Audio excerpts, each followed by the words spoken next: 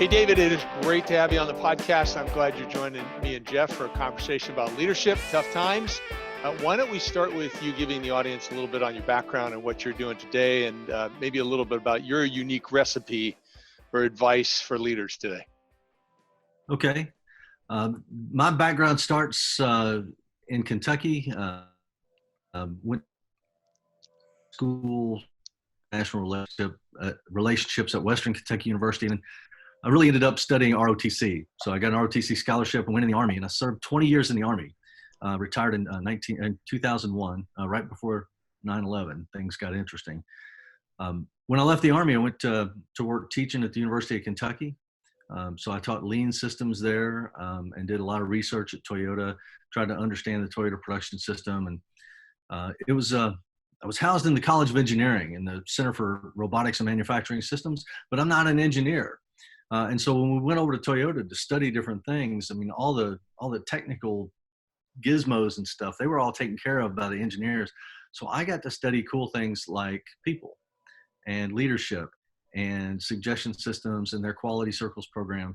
So I kind of had a little different perspective than all the engineers, and that kind of made a more complete program for that. I made it 5 years at the University of Kentucky. Then we left the university and created a consulting firm that we grew from about 5 of us to maybe 15. We had half of us were in Australia and half of us were here. So that was good times all the way through 2008, 2009 during the recession and the downturn, where our business really focused on keeping as many people working as we could and keeping businesses from going bankrupt. Hey, we need you today. Yeah, we're going to have some rough times coming up. I'm fairly certain of that. So I got some ideas to keep your teams working together that we'll talk about. So great. I decided though that I wasn't doing enough teaching as with the consulting firm. I was teaching a lot. But it was more, let's go in and let's fix something for them. And I wasn't getting to teach things. So a lot of the things we did, they were like short-term fixes. They got through the crisis, but I'm not sure that people had the skills to keep them going on their own because we didn't spend enough time teaching. And so I said, I want to teach more. And I got hired by the Ohio State University to teach in the Master of Business Operational Excellence program there about 5 years ago by a guy named Peter Ward. We had a relationship going all the way back to the University of Kentucky. He brought me in specifically to teach in the program. I loved it. I got to teach some undergraduate stuff too, and that was a whole lot of fun. But ultimately, it was still an academic environment, and I got to be out more. I got to be engaged more in teaching real people doing real things in real time. And so our relationship changed a little bit. I'm still doing some executive education with them. I'm still teaching a small piece in the MBOE program, but now I'm essentially on my own. And so I'm coaching. I don't really like consulting. I don't like going in and saying, here's the solution, just do this and you'll be fine, because that just never works. So I like to go in, I like to engage with the leaders. I like to help them understand what problems they're facing and then kind of coach them through solving those problems. So it becomes I'm sorry to interrupt, but I'm kind of curious. If you go back to your lean stuff, where you got to focus on the people versus the engineering side, I would assume you caught the book Lean Startup, and which was some application of that. But I'm curious how people respond and develop the habits or processes behind lean. Before you dive into what can happen today, I'm kind of curious, maybe some examples you've got of that. Well, what I've kind of learned is the tools that I learned from the technical side of lean. If you put a people lens on all those tools, then it changes the way you message the plan, right? So we make a plan to make this big lean transformation, and people are scared to death because, dozens and dozens and dozens of companies said, oh, we're going to be lean. And the next thing you know, they go in, they clean things out and they lay off a bunch of people because they don't need that many people anymore, right? People got a bad taste for lean because every time an organization said we're going to be lean, it meant cost cutting and headcount reduction. And if you know anything about Toyota and the Toyota production system, that is exactly the opposite of what they want to achieve, because they know that the people are the most important aspect, or their assets. And if they're not constantly developing people and providing the right kind of environment, people aren't going to stick around. And we spend a lot of money developing people and getting them up to a skill level that is sufficient for doing the work that we need. Skilled leaves, that's a big hole in an organization. So what I try to help people understand is that every single one of these lean tools, when we say we're going to do 5S, well, there's an organizational aspect of it, and there's, you got to clean up and you got to paint up and you got to organize things and this stuff. But if you understand that doing that stuff is what provides instant feedback to the operators and to the people in that system, so that they know exactly what's going on and they know exactly when there's a problem, and it helps them solve their problems and get work done more effectively, then they like it a whole lot better than just saying, hey, go clean your office. So we want to get them engaged in things like that. And in the second half of my book, leader sites, I talk about visual management systems, I talk about tact time, I talk about a bunch of different lean principles, and how if you put this people lens on those, you can change the message of how you're going to apply that, and people will respond more positively and maybe more engaged and help you actually do this instead of fight back all the time. Interesting. So what about today in this crisis where you're talking about, helping people create jobs, save jobs, and, a lot of people I'm talking to, they're just trying to survive right now, if their doors are even open. I think that's the biggest thing. I was driving over to my house this morning. Again, before the show, I was telling you about how I'm in an Airbnb and my house the floors are being redone in a spat of remarkable timing for me. But I was driving over there and I was noticing all the restaurants that are closed. Now, some of them, if you got a drive-through window, yeah, you're still going to be doing some stuff. And places like Chick-fil-A, they've got lines around the door, and McDonald's was wrapped around. I don't know about what that's going to have for the long-term implications of our collective health, but the empty places, I was thinking, those guys, they're not bringing in any revenue. But I guarantee at the end of the month, they're still going to have a rent payment that they've got to make. They've still got money that has to go out, but they don't have any money coming in. And I'm glad we got a stimulus package coming, but I hope it works for small businesses the way that they're talking it should. And my own is one. All of my clients have kind of said, hey, we're no visitors. We can't have anybody in. I'm doing a little bit of virtual coaching, but I got bills to pay too. So I'm going to try to figure that out as we go. But I think one of the bigger impacts we've got is this isolation really plays on people's heads and their hearts, right? And it can be extremely depressing when you're out on your own and trying to be productive. And so the guidance that I want to give to leaders today is that you've got a responsibility to take care of your people. Okay. And that's a decision you have to make every day. Okay. So you only have to make 4 decisions as a leader to be really effective. The first one is to love your folks. And that means you put their needs above your own. Okay, so, yes, you're alone as a leader, and you're a human too. And you've got the same kind of needs that we're talking about for your people. So you've got to have a resource as well. And I'm looking at your boss as well, doing the same kind of things. Okay. So you are a leader in an organization. You've got a team. This team is now restricted from coming to the office. So they're all working on their own. What are they working on? What are they doing? Are they making progress? Are they struggling with anything?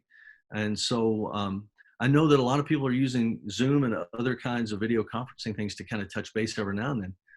But I recommend that every morning, you get the team together for a quick huddle. And when I say huddle, it's just like a football team huddling. You're going to get together, you're going to call the play for the next play. Well, for a business huddle, you're going to call the play for the day, right? And it's not like you're going to spend 2 hours in this huddle calling the play for the day. You're going to call the play for the day, then you're going to play, right? You're going to go and do work. But if you don't have a plan, it's kind of hard to say, what are we going to get done? And it's also kind of hard to say, what kind of problems did you have or are you having that are keeping you from being as productive as, one, we need you to be, and two, you want to be. So the leader really has to take the time and break down all the work that has to be done. We got to make very clear, very explicit assignments to people on the team. And then when you huddle in the morning, see what they got done. And if they didn't get their stuff done, instead of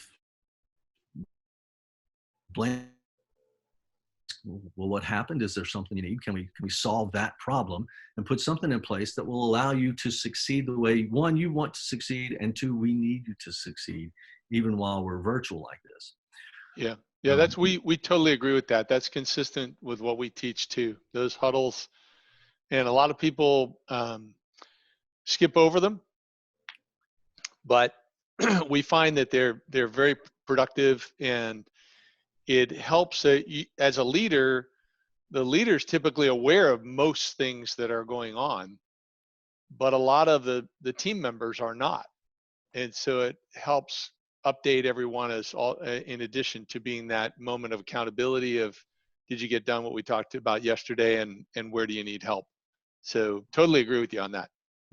Yeah, that awareness piece, just having people know what's going on, that is a huge piece of satisfaction at work. So the things that we want to do, I mentioned 5S a little bit earlier, part of that, and the visual management system, and keeping track of all your metrics that matter to the people, letting people know what the heck is going on, it's not just for the leaders to know what the hell's going on, it's for the people to know what's going on so they can be more satisfied with the work they're doing. By the way, for the people like myself who do not remember or do not know what 5S is, would you walk through that briefly, please? Yeah, 5S is a workplace organizational system that originated. It actually originated with Henry Ford way back in the teens, but it was adopted and adapted by Taiichi Ohno at Toyota in the 70s. And it's a way to methodically organize your workplace so it is much more effective, so you don't waste any time searching for things. And he calls it 5S because it's 5 stages. All stages begin with the letter S. So the first one is sort. So you decide what you need and what you don't need, and sort the two, and get rid of what you don't need. And then with the stuff that you do need, you set it in order. Okay. And then the sort, set in order. The third one is shine. So you get to clean things up and keep things clean, because when things are clean, you can see when there are problems. Okay. If there's something out of place, you can see it.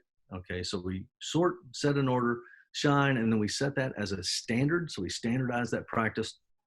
And then the 5th S is sustain. So we do that every day. Works like a charm. And there's always something more you could do. So people say, we're going to do 5S one day, and they do it one day, and then they forget about it. And then it becomes a housekeeping chore. But again, it's the foundation of building a learning organization. Because if you put things in order, where people can find them when they need them, and they're in the right kind of shape when they need them, because they can see it all the time, then they can be much more effective at their work. Let me go back to something you said earlier, where the first thing you said a leader needs to do is love your people. You were starting to go into 4 things. And in this environment where you want to love your people, you want to put your people above yourself. And actually, I just read something where a company was laying off a huge amount of workers, including the CEO. CEO was stepping up and doing that.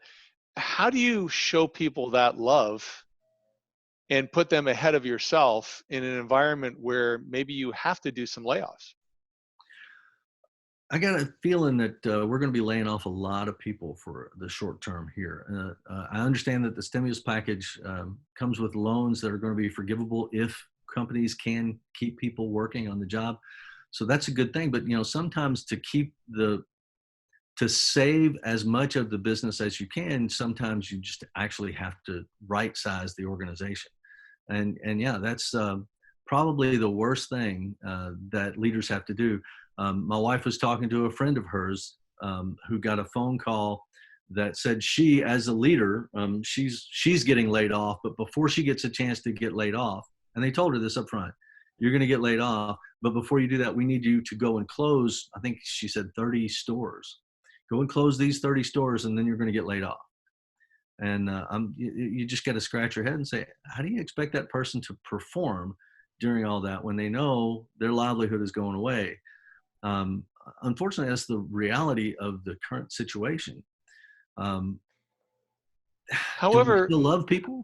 but Do we still love them?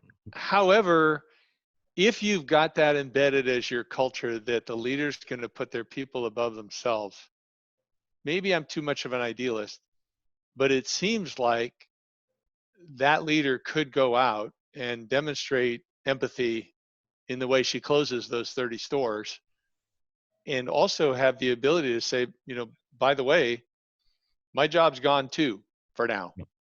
Oh, and I'm sure she will. I mean, the way that my wife describes this friend of hers, she's very empathetic, and she's probably the right person to do this, because she is going to go and treat everybody with complete dignity and respect as we deal with this reality. This is a different reality than if you're trying to drive process improvement and you improve a process that used to take 20 people and now only takes 10, and you lay off those other 10. That is a management failure. That's a leadership failure.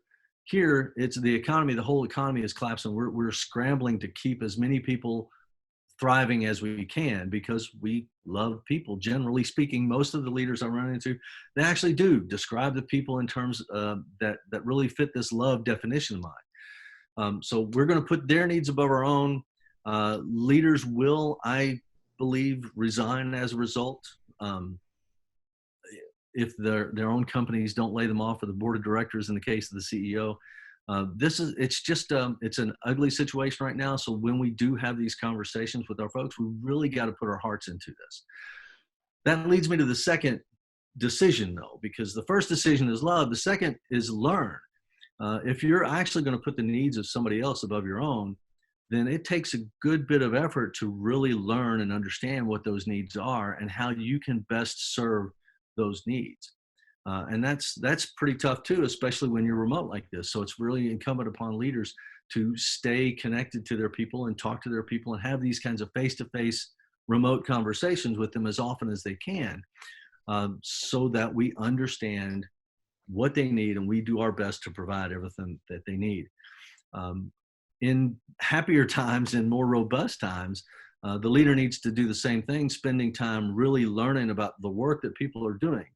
I run into an awful lot of leaders who think they know what their people are going through, but when you talk separately to the individuals, the problems they have don't really match what the leaders identify as the problems that they're trying to solve. So if leaders aren't going out and learning and learning and learning and learning, they're not going to be able to provide the right kind of support to satisfy the needs of their people. Yeah, I like that piece a lot. Do you remember the movie with Robert Redford, Brubaker?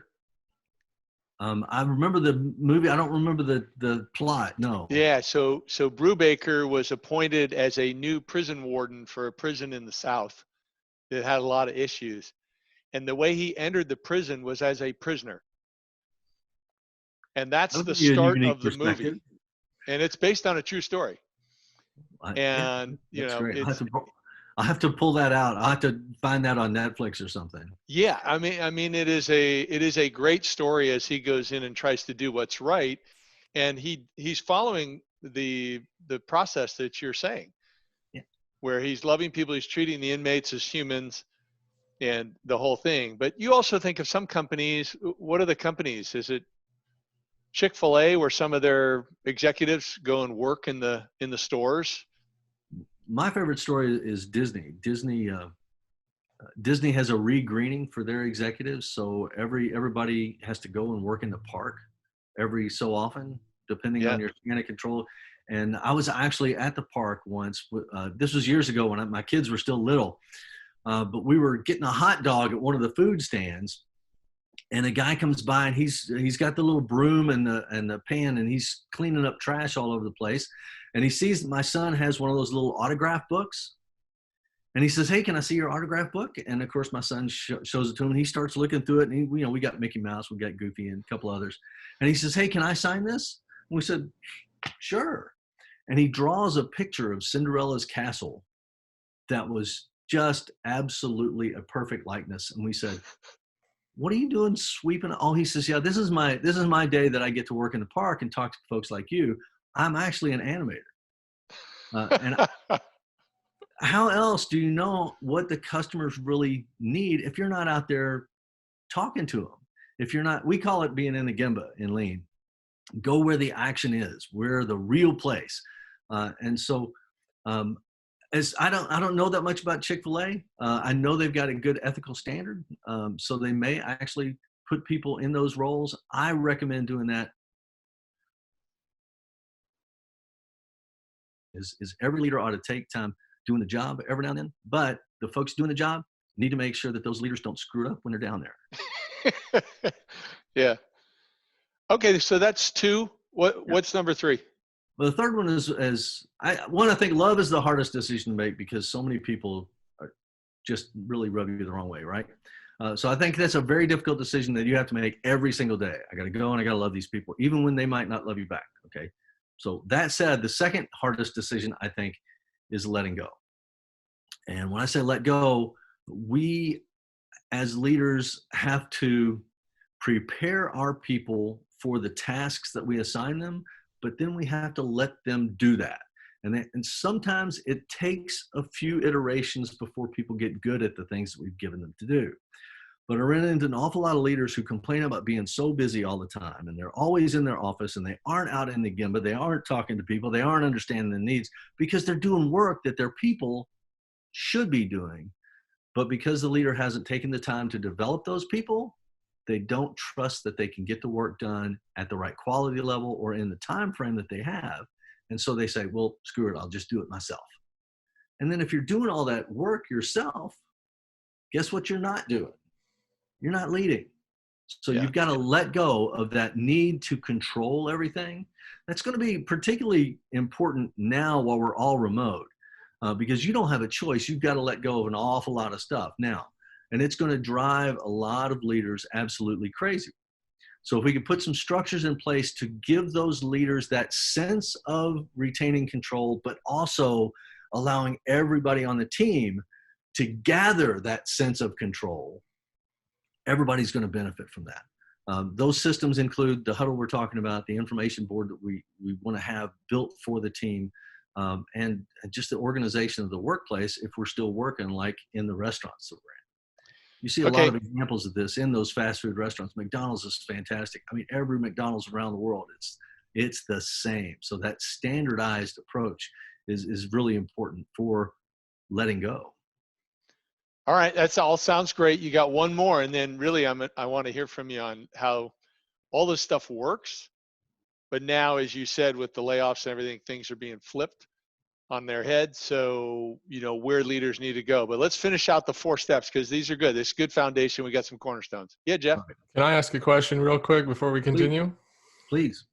So, David, you've said now in the span of the past few minutes that leaders not only need to be in touch with the front lines and engage, just like Disney executives and employees are encouraged to go visit the parks and, clean things or work there. And now you've also said that leaders need to disconnect from the day-to-day so that they can lead. Where do you think the balance is between those two? Well, I didn't say disconnect. Oh, okay. I said let go and let your people do the things that you're assigning them to do. We've been talking about empowerment in work systems for, I don't know, maybe 70 years, right? Many leaders think empowerment is giving you the job and abandoning it.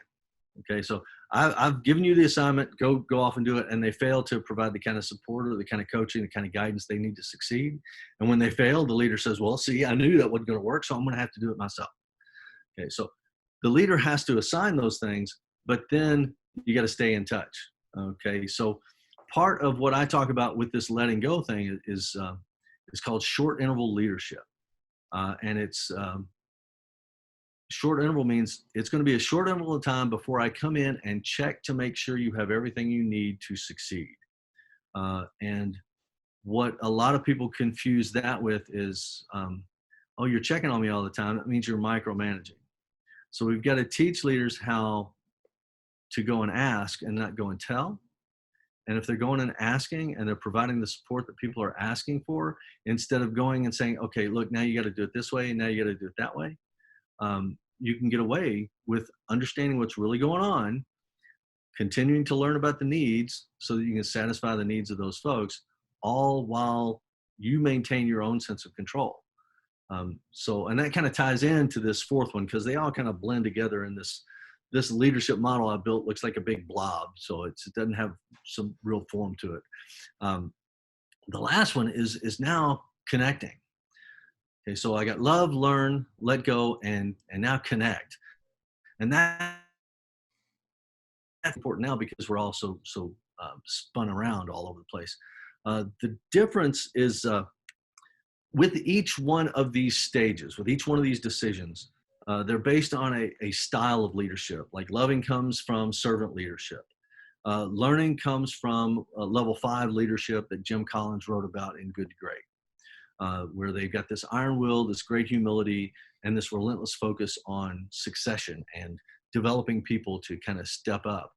The third one, with letting go, that's where the short interval leadership style comes in. And with this connection, now we want charismatic leadership, because now I want you to go out and tell the world what a great place you've created. And I want you to tell your team what a great place they have created together with us. So we get to brag a little bit about this, because what we want to do is we want to attract talent to our team.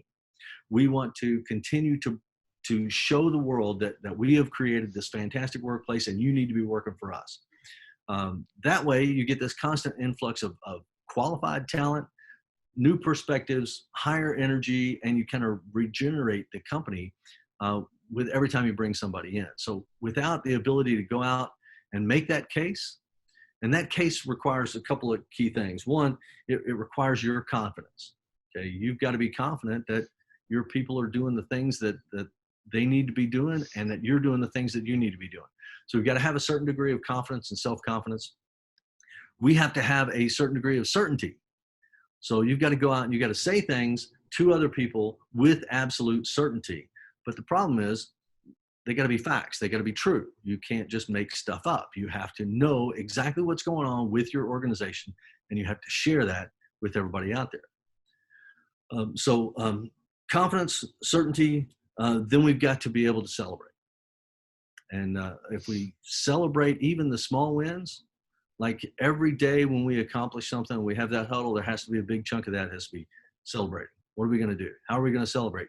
And we might need to come up with some innovative ways to celebrate, since we can't have a cake together and all that good stuff.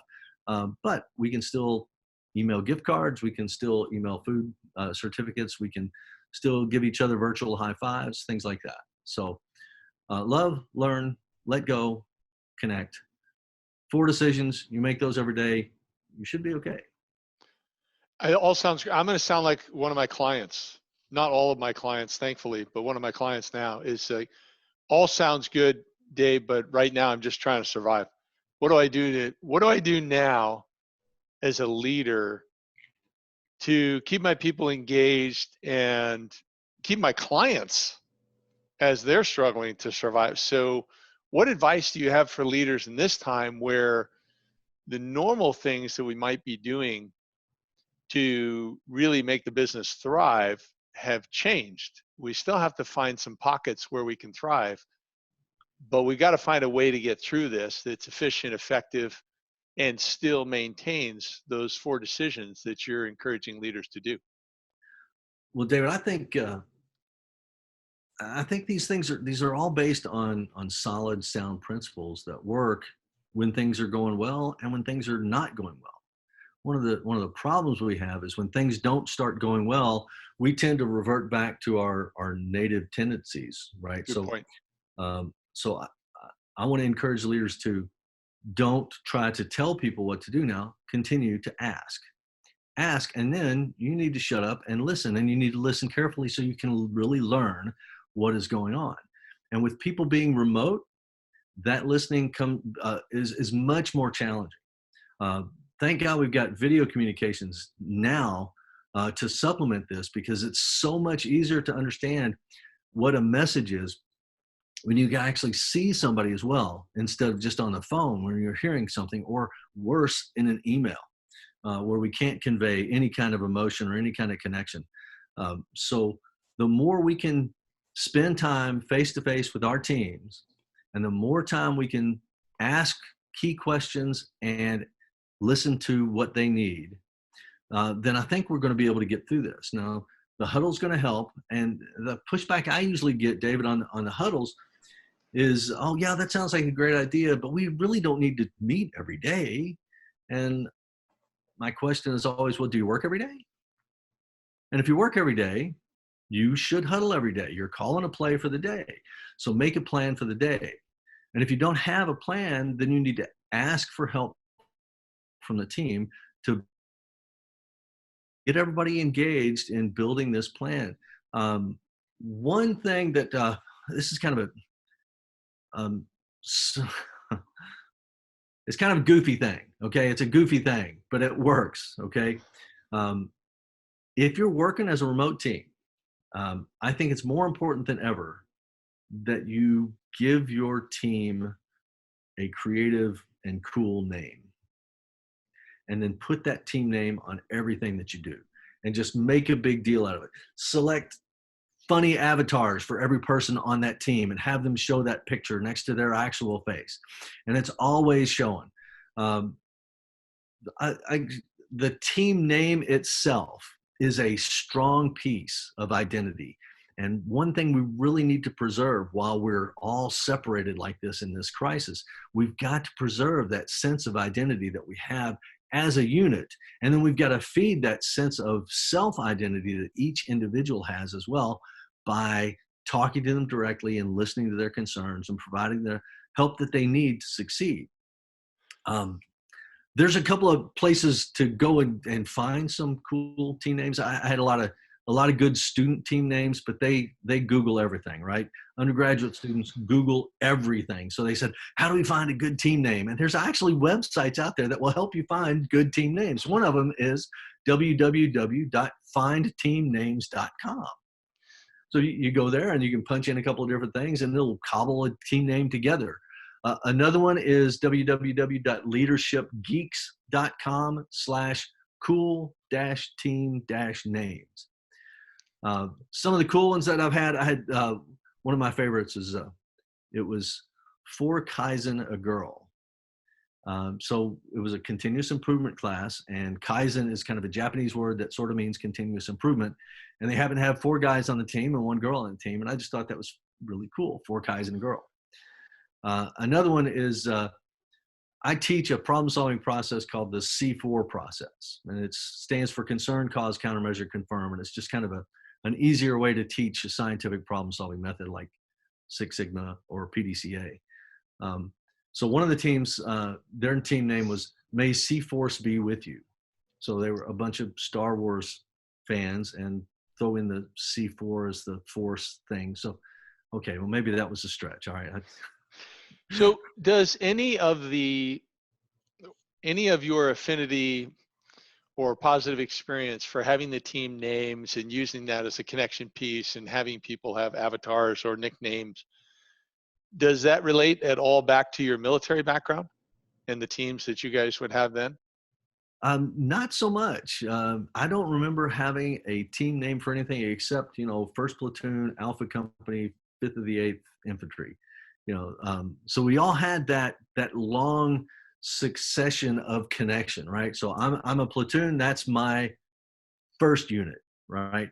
But I'm also part of the 8th Infantry Division, the 82nd Airborne Division, the 101st Airborne Division, and all of these units have these great histories packed with fantastic stories and legends almost of these different things that they've been through.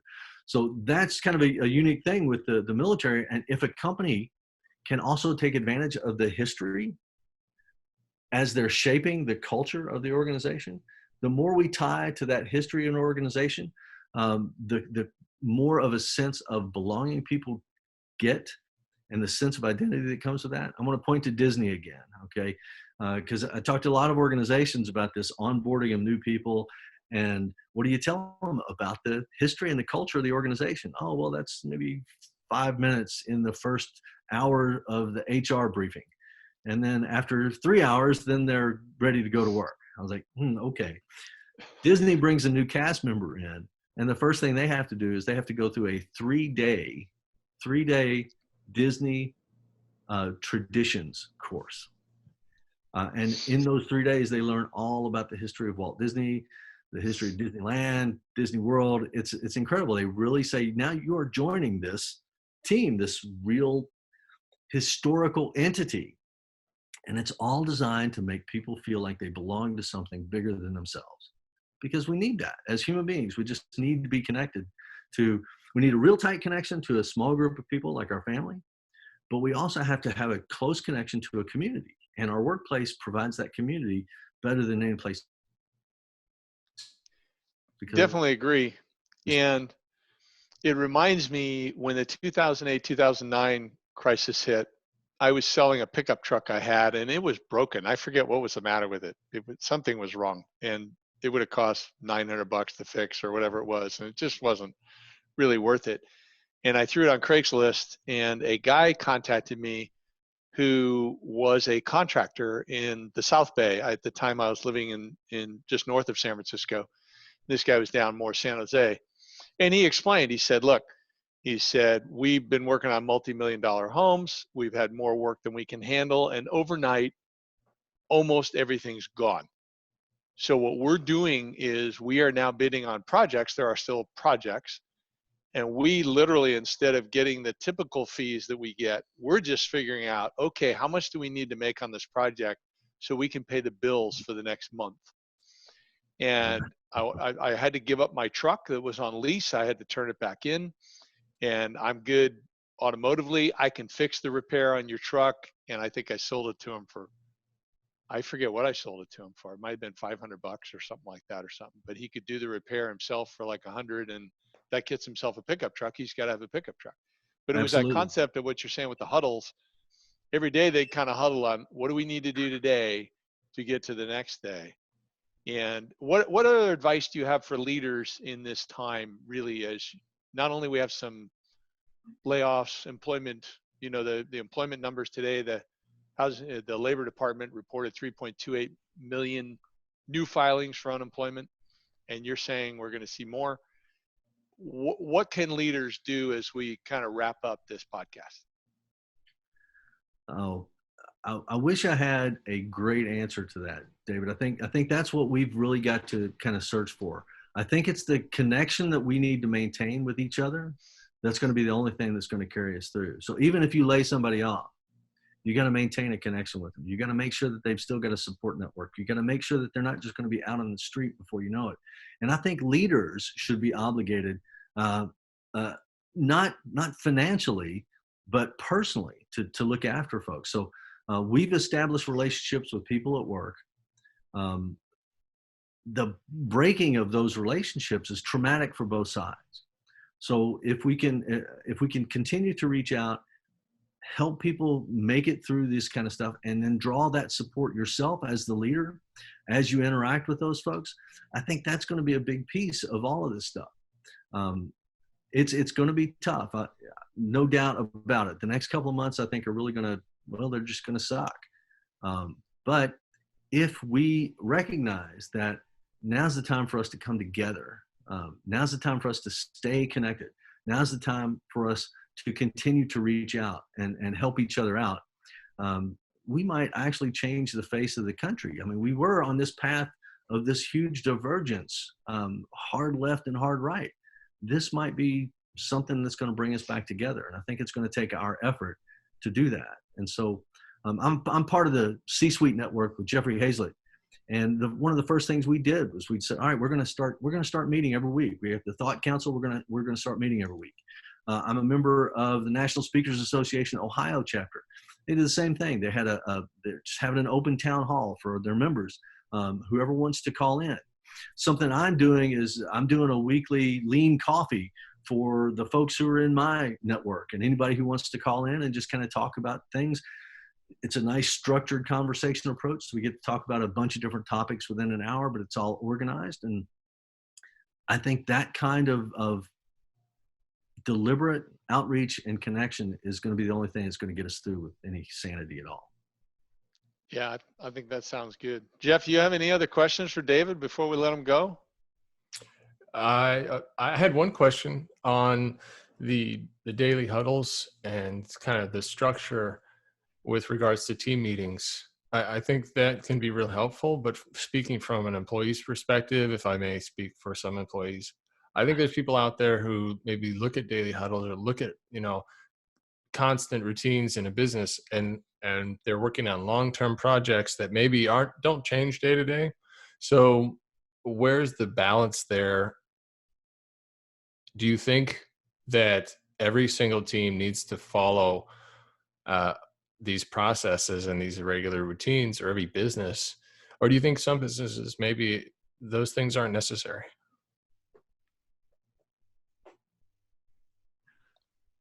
I think every team needs to huddle every day. If you're going to work every day, you got to huddle every day. So yes, a lot of organizations are involved in these big long-term projects. So that's where I insist that the leaders make a more explicit plan for what are we going to do this month, this week, each day of this week. Here's what I need you to do. Here's what I need you to do. Here's what I need you to do. Do you have all the resources you need to do that?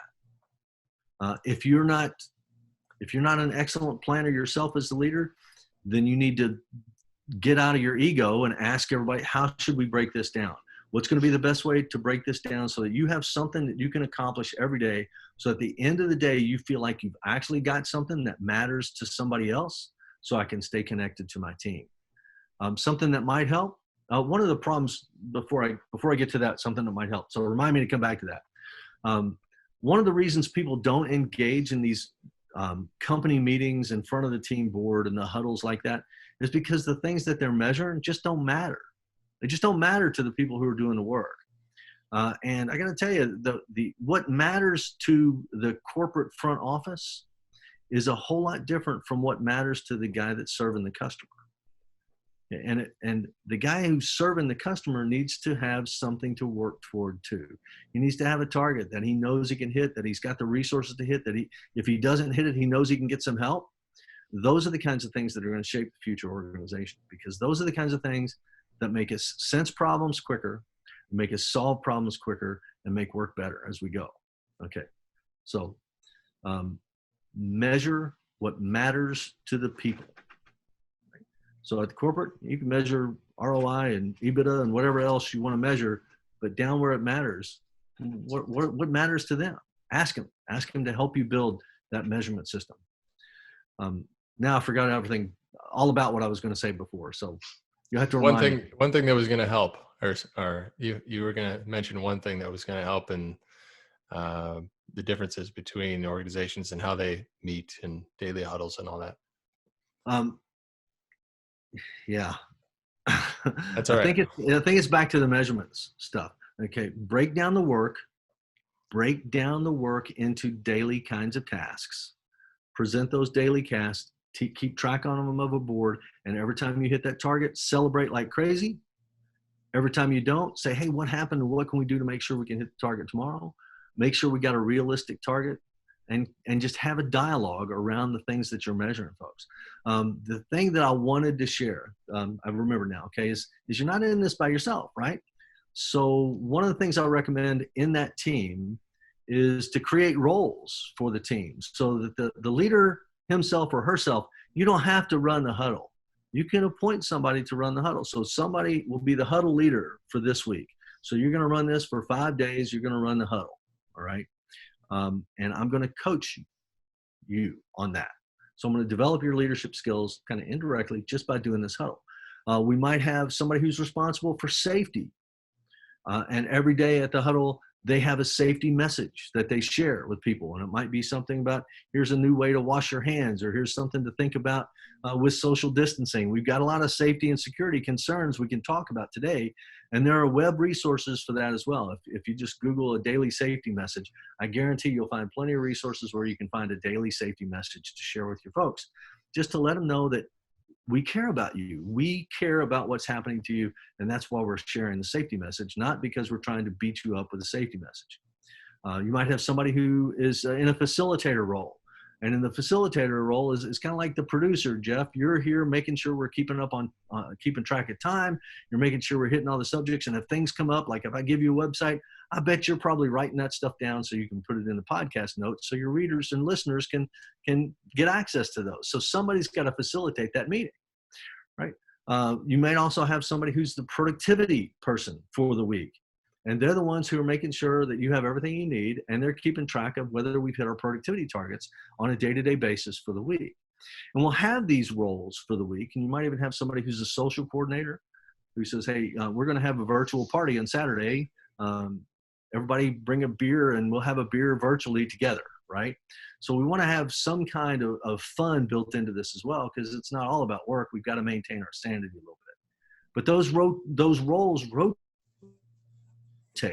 so everybody gets a chance to do everything. And it's not just during this crisis, but that's something you can take back into the workplace. And it's a very deliberate people development system that allows people to gain more awareness and understanding of what's going on with the entire workforce. And as I said before, the more awareness, more understanding of what's going on around the work means higher levels of satisfaction. And we want satisfaction, not because a satisfied worker is a productive worker, no proof of that, but a satisfied worker will tell you when they have a problem. A satisfied worker will help you solve it. A satisfied worker will share an idea much more quickly than a dissatisfied worker will. Okay. So is that good, Jeff? Yeah, that's a great answer. All right. Well, I like it. So we're going to huddle our way out of this mess. Sounds good. Well, thank you so much for joining us, David. There's some great leadership tips here for our people, good things to think about, good things to talk about.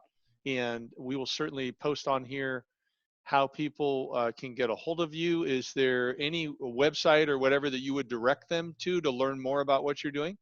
Absolutely. You can go to my website. You can either type in davidveech.com, and you'll have to see how to spell it. It's V with a Vic, as in Victor. Or you can go to leadersights.com, which is the title of the book. And it's Leadersights, Leader, S-I-G-H-T-S, leadersights.com. I've got some resources you can download there. I've got a problem-solving book that you can download for free and some other little employee engagement resources. Poke around in there and see what you find. I've also got a blog that is pretty irregular. I'm trying to get better and more disciplined about that. So there's some good little tidbits in there. And if you like, you can sign up for my little encouraging words that I try to send out every week or so. Super. Sounds great. Well, thank you so much for being here, and thanks to our audience. Thanks, Jeff. Thank you so much for having me. It's been a great discussion. I really enjoyed it. Thank you.